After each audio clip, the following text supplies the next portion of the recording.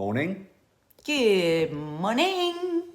Good morning. Claire, Double good morning to Claire anyone who Smiley, you're having your orange Barocca. What's your favourite flavour? Well, I always go for orange, but I quite like the pink ones. NADIA gets the orange ones, though. I like the pink ones. Do you like pink Barocca? I've never had a pink Barocca. I like a pink Barocca, if I'm honest. I didn't even know there was a pink Barocca. Yeah, there is a pink Barocca. So it's berry flavoured. Should we say Barocca again? It sounds like So we're it's doing an ad. berry flavoured. Raspberry, yeah. Oh, God, I'd love that. Kick Is it like raspberry? that. I don't know if it is raspberry. Oh, I just saw awesome. raspberry. Linda Donnelly, fingers crossed. For what? Fingers crossed. Morning, all. Morning. Morning. Oh, my God, I really want a big, fat, milky coffee with caramel syrup. Big, but I'm making fat, a healthy milky choice. coffee. In what? I'm making a healthy choice. Oh. So good morning, everybody. Bit of a strange weekend, wasn't it, really? Well, Because it's a strange the weekend. news were on. Oh God! Yeah, look. no. I'm going to show you that. Oh my God! It is a strange weekend, and I'll tell you why it's a strange weekend, and it's being reflected in the international markets everywhere. There is an absolute expectation of lockdown. Now, not necessarily is it going to happen in the way that it happened before, but there is an absolute belief across the globe that I don't like the word second wave because it isn't really. It's just a kind It's of the same wave. It's the same wave. It's just a. So there is this sense and a sort of sense of foreboding. And Guys, how have you been over the Yeah. weekend? Have you been feeling that? Yesterday, I just felt like I was in a Stuart G, I made a big daze. mistake this morning and put the news on. Yeah, You're right, I just Stuart. felt like I was in a daze yesterday. It was like I was walking through treacle at just the thought of all of it.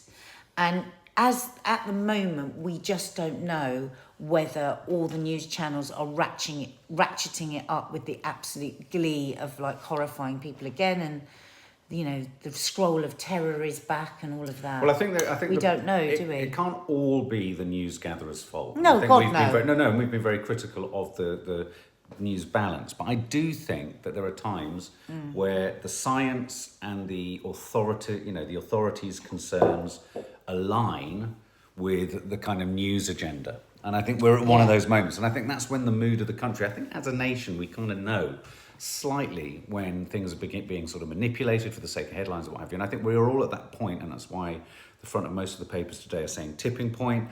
Some of them are quoting Whitty as if it was a doctor saying this is going to hurt, like he's about to do something. Why is Whitty giving a press conference before? Well, that's very odd. Well, no, that in and of itself, the fact that Whitty and Valence are being pushed centre stage, I think Today, is aren't what's making us all feel a little bit concerned. Because Yeah, but without Boris, which is thoroughly I think odd. Boris is going to be there. But the message is coming from the scientific experts, and the government are probably strategically allowing the scientists to push this to because it's just going to be speak, because it's going to be deeply unpopular. Yeah. And I think that's why we're not stupid, are we? Yeah. I think that's why we're all going.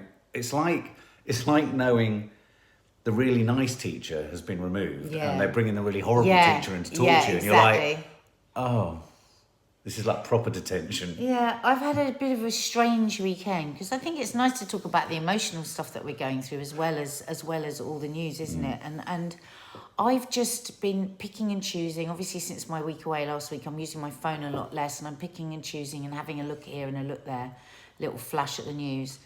And it was Madrid yesterday that really upset me, seeing people out in the streets. The Madrileños. In the thousands. In the thousands, with their masks on, desperation in their faces, saying, we won't accept another lockdown, we can't accept another lockdown. People worried about their jobs and I just felt like such a shift. And then I had a really weird experience last night where somebody sent me a tweet from Wandsworth Council, and the tweet was what to do if you have to leave your home suddenly, what you have to put in a grab bag. And it had things like a torch, a this, a that. And I texted back this friend of mine, went, is this a joke? She went, no, look, it's real. Lots of councils It's are doing Wandsworth Council. And then Mark started to look, and it was Somerset Council and all sorts of councils that had given the same thing. Now, they then went on to say, we're not trying to scare people. This is something we do every time at this time of the year. we give out advice for what would happen in certain situations. But I think it was really telling of the times that we're living in. I was actually thinking, why? Because another friend of mine on the WhatsApp group was going, but why would we need a grab bag? But that's how vulnerable we all feel at the moment, that we actually considered that councils were putting out a late night tweet, 11 o'clock at night, to tell us all to gather a grab bag in case we suddenly have to run for our homes. Then I went into Mark and I said, why do you think we've got to run for our homes? And he went, it's the Russians. The Russians are coming. He goes, I'm telling you, the Russians are circling us. And then I was like, we're all going mad now. We need to stop. We've all lost our marbles. I thought it was deeply irresponsible of virtually every borough and council in the country to continue with what apparently is a month of National Preparedness Month. And then without context to send prepare a grab bag. I think it was deeply no irresponsible. context. It sent me into such a dark place. But and then I think people were responding to it, and it's only then they said, "Oh, don't worry about this." Like, hang on a minute. Anyway, so just the whole weekend I've been like, "Oh God, what's coming? What's coming?" And then we were talking this morning, weren't we? And just like, maybe some of us are looking forward to a lockdown. Well, on that note, Anastasia Alexander says, I would welcome a brief lockdown. I hate that I have to come into the office now. It seems like insanity to me, especially as I was more productive and happier at home. Well, this is what we discussed this morning. We said, why don't we talk to our lot about this? Because I should think that a lot of people almost feel like ashamed that they shouldn't say, or guilty, that part of them, okay, let's face it, going out into the world isn't great at the moment. It's not fun, is it? No. Masked people everywhere, the fear the whole time of getting the virus. You know, I was talking to friends of mine that work at, in the offices where I work, and they said it's just so difficult. It's just so different. You don't just have a meeting anymore with 10 people. You've all got to find a different corner of the offices to then plug in, to then have a meeting like onto your computer. It's not easy. So we were saying maybe some people, and we know that lots of you through lockdown were saying, oh my God, it feels quite good not to have the normal anxiety that I have about being out in the world and feel a little closeted. People were spending more time with their family and their kids. So we just thought, what do you think? Do any of you feel that way? Louise Smith, I'd like a lockdown. It was lovely having hubby at home with our 2 kids. Michael, lockdown will destroy those on flexible furloughs. Ashley Gardner, the thing is, what is more important, our health or maybe death or the economy and money? That's just how I look at it when the rules come back. Sky Black, I will lock down and work from home forever if they want me to. Being back at the office, £250 on travel per month is crap. There you go. They have to hear that. They have to hear that. You know, the cost, this is one of my big bête noirs, having, commuted throughout my life. The cost of commuting often negates the point of a job sometimes. It's like the margin, isn't it? It's the margin, which means that you have to think about every conceivable thing that you buy. Yeah. Have you read that one, Nicole? Nicola Jenkins, yes, bring on the lockdown. I relaxed more and felt more in control of my anxiety. Yeah. Because here's the thing, there's a conflation, isn't there, in some people's minds. I heard, who was it, that awful little guy, Rees-Mogg, that's it, talking on the radio, saying, conflating the idea of working from home with work shyness. Oh. And I find that deeply, deeply, deeply disrespectful, especially given that he's a sort of hobby minister. He's a hobby governmental minister. He doesn't need to do anything. It's like, when it's this is a curious concept, doing work, isn't it? Oh, let's do work. And then telling the nation, I just find it deeply offensive when actually a huge number of people are being more productive for their companies, and a lot of companies are recognising that their staff can also be more productive for them too. Something there from Becky. Is it Becky? Just find Becky saying that she relishes the thought of another lockdown because it's been so much easier to deal with her anxiety. Are there Becky Hicks? Yeah, Becky Hicks, I desperately want another lockdown. It's so much safer and better for my mental health. Yeah. Well, I mean, and the other side of it is this. I mean, I'm going through in my ebbs and flows. I'm going through last 2 or 3 days. I'm having after seeing Izzy, it was lovely, but I'm having a real struggle with my own ments at the moment. And it's about, I'm desperate to get away from, not here, but I'm desperate to get out of myself. I'm desperate to experience something other than the same thing all the time. You know, even trying to shoot stuff, the rigmarole and insurances involved with going out and just having to do the pickups that I need to do in the park, you can't do it. They won't issue hazard assessments, they won't sign off hazard assessments, you can't get, you know, so in order to be able to work, in order to be able to socialise, it's like you go out and your choices are a grey list of two things. It's a grey list of two things. And I'm finding that's really, really, really impinging upon me at the moment. London's miserable, it's soulless, it's all of these things. And yet at the same time, you know, I just feel like we're all being asked to just be automatons and do the really, really functional things. But there is literally nothing else to enjoy. It feels like that. I mean, yes, we could go and sit in a socially distanced bar, but Terry Ann Butler, it's not worth working sometimes between childcare and travel. I bet. Exactly, it's so expensive. Nicola Sinnott, I loved lockdown. Gabrielle, there just seems no end to this virus. It's impossible to have any hope at the moment. I literally want to cry. I felt like that yesterday. I feel a bit better today.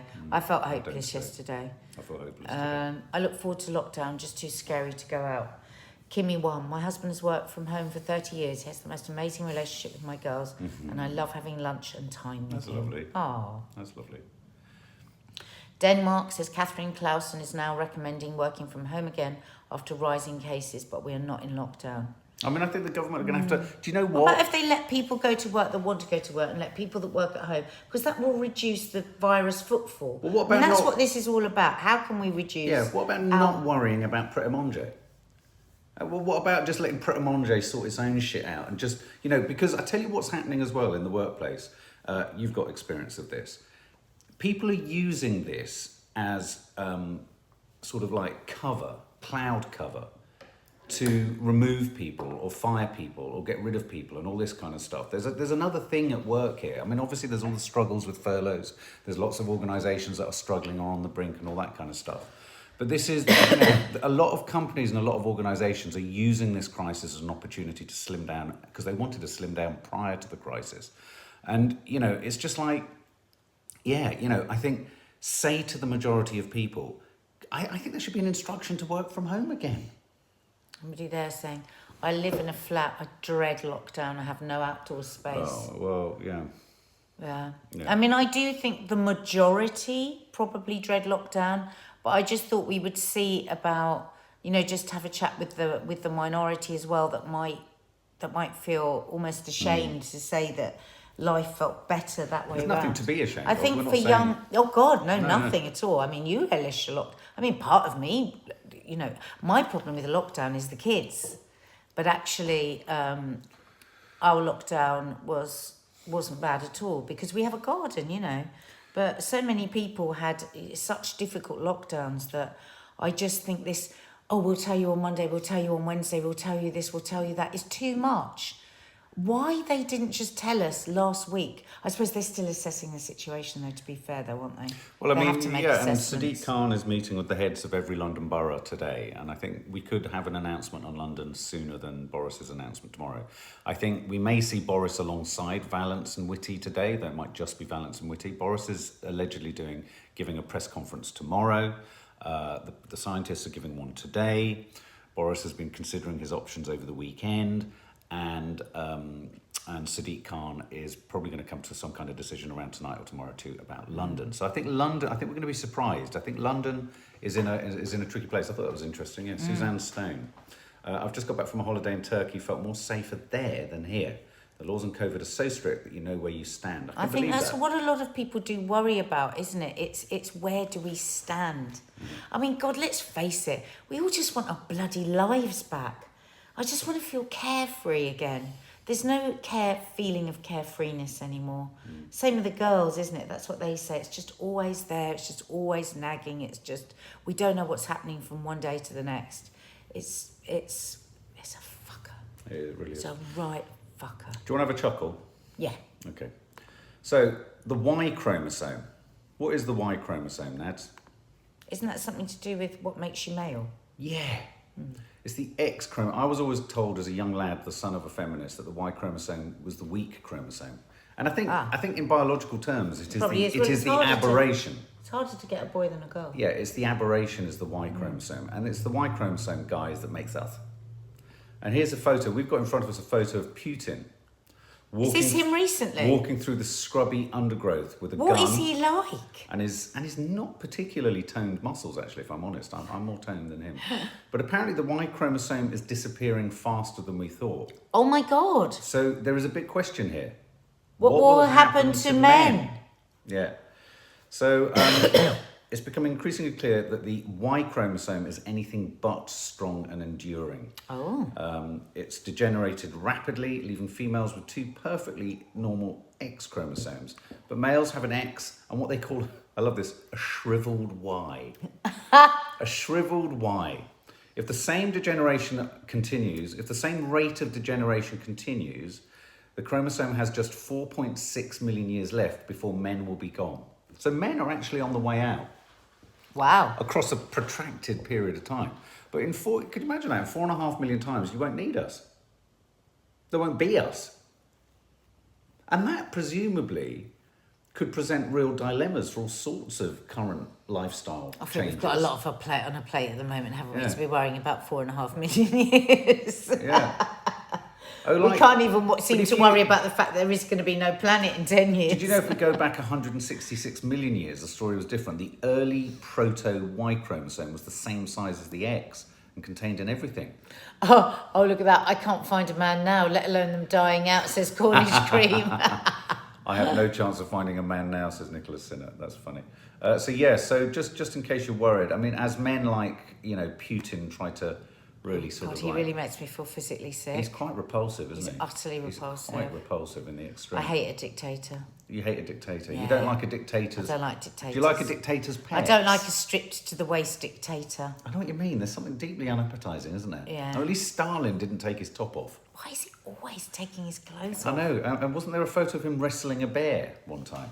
My thing about him, like Angela Merkel apparently famously hates dogs. Yeah. Because she grew up in East Berlin and she's terrified of dogs.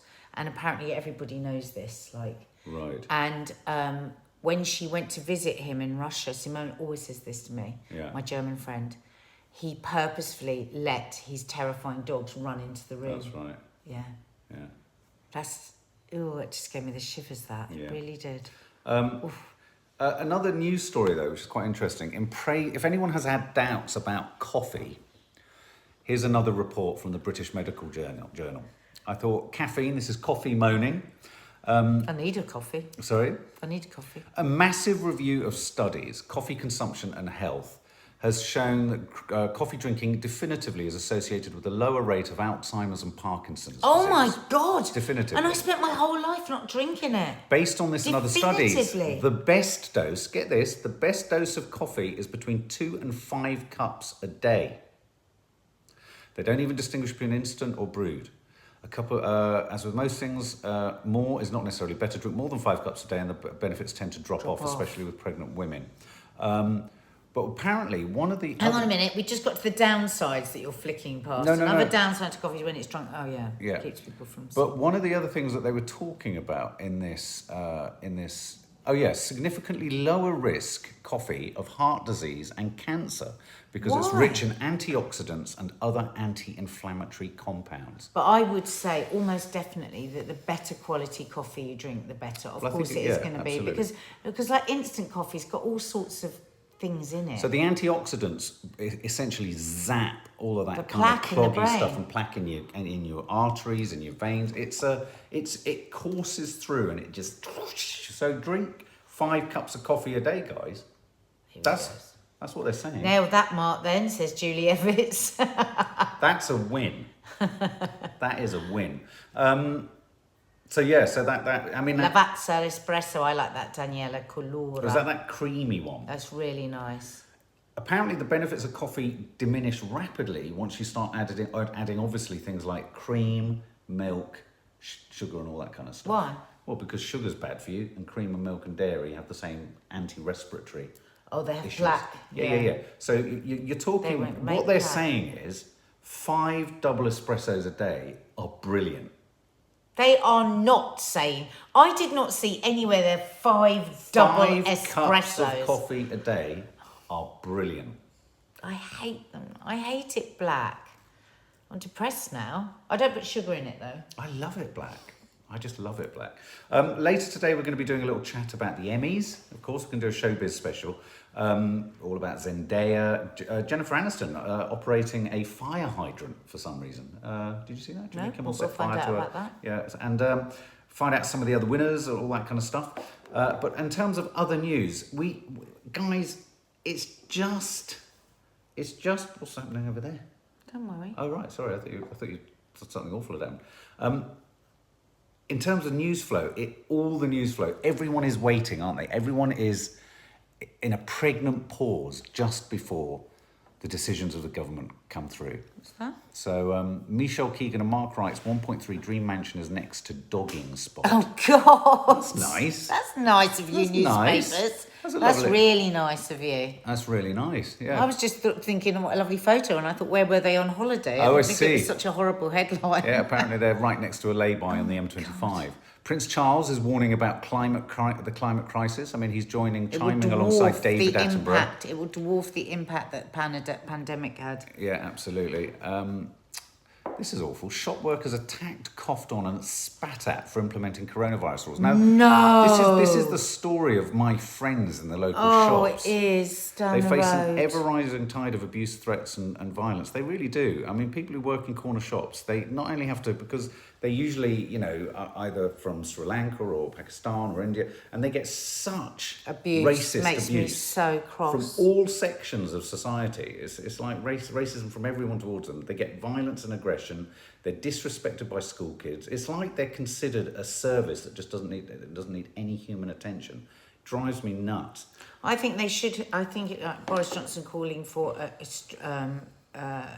harsher penalties, and I think they should. I think it should be, because they're vulnerable. They're there often on their own. Well, it's at like the night. guy who had to protect me that brave, night. Yeah. so brave. Yeah, tell them about what happened to you Well, the it was other day. it was in the vlog. It went in the vlog, Yeah. and It I was went just in the in, daytime. and someone started screaming at the guy who was threatening not to pay, smashing the plastic thing. And the guy who knows me in there said to me, "Run to the back of the shop and hide. Get in the stock. Get in the cupboard. I was in this stock cupboard I was buying all sorts of women's articles, and then he had to. This really gentle guy had to turn into a sort of make himself tall and ferocious just to scare them out. But it's just awful. Thousands. Sorry, go on. What do we think about these fines? Do we really think that this is going to work? You were saying to me this morning, weren't you, that there's talk, not this isn't a law that's going to work, but talk of people that break their self-isolation requirements are actually charged with potential manslaughter. No, there was a suggestion, there was a conversation or a debate, conversation on radio. happening on LBC yesterday, and the presenter was inferring that some quarters are suggesting that, if you are positive, if you're infected, if you know you're high risk. If you're infected, or if you... Well, if you know that you've been advised to self-isolate, or it's been recommended that you self-isolate by whoever you phone, 111, or track and tracing has told you to self-isolate, that you could be prosecuted for quite serious criminal offences because you're essentially endangering people. Well, I think when somebody goes and spits in somebody in the shop, they should be done for the same. You'd think so, wouldn't you? Because nobody knows. Those people don't know whether they could be asymptomatic. I think it's shocking. We need more protection for our shop. Yeah. Oh, I'm pleased someone asked us that, actually, because we had a Wi-Fi horror last night. So to members, the Sunday show has gone up. I spent all day editing it and then just watched it not upload. It was so frustrating. But we were going to watch and review Us, but we have a terrible confession to make. We hated it. And we didn't just want to do a review. No, we didn't. Well, and also we couldn't get Wi-Fi. So, but we were really disappointed. Jodie says you can get charged with assault for spitting. Yeah, we were really, really, really disappointed. Really disappointed. Yeah. You know, I mean, I think Tom Hollander's got good I comedy found it bones, but boring. it was just a bit boring. I actually kept dropping off, kept falling asleep. Yeah, Margaret McKay, I know I told that story before, but Nadia asked me to tell it again. Ashley Gardner doesn't think the fines will work. No, because They're like we were you saying can't this morning, it's just going to implement clog up the system. People will Because just be who's like, going to yeah. afford 10 grand? You're just going to stand there and write a cheque for it. No one can do that. I mean, it's just ridiculous. It's What not going to happens happen. when you can't pay a fine? You go to court. And then what happens if you still And then can't you'll be pay a fine? fined. And then they'll arrive at a payment plan that you can do over a period of time. I said to Mark, I'm It's getting really ludicrous. scared with the sort of the loosening of our freedoms, that we could get to the point where they have detention centres for people that break COVID criminals. Yeah, COVID criminals. Imagine COVID if we criminals. get to that. Oh, your neighbour saw you going twice to the corner shops. Oh, can you imagine? It's And then interesting, you're dragged off. It's interesting though, because where our girls are, you know, obviously observing the rule of six and what have you, there's lots of people photographing groups of youngsters, innocent groups of youngsters. Lots of people and that is photographing really groups of- scary, because 'cause they it's- could just be people just photographing kids, Well- and they're using it as you're not allowed to photograph No, somebody to tell the police. But it's also making good kids feel like they've done something wrong. It's stigmatising all kids. I mean, how have we got here? How have we got here? Oh my God, look at this story.